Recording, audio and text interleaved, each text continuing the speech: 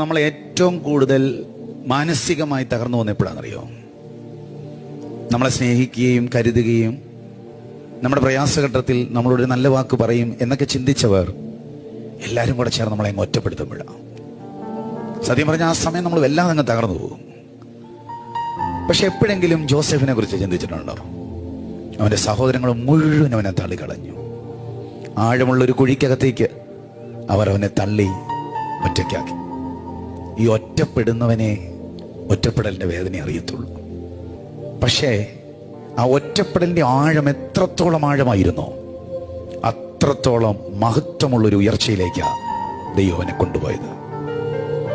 അതുകൊണ്ട് ഒരു കാര്യം തിരിച്ചറിഞ്ഞോ, ഒറ്റപ്പെടലുകൾ ഒരിക്കലും ഒരു തകർച്ചയ്ക്കല്ല, വരാനിരിക്കുന്ന വലിയ മഹത്വപൂർണമായ ഉയർച്ചകളുടെ ചവിട്ടുപടിയാണ്, സൂചനയാണ്.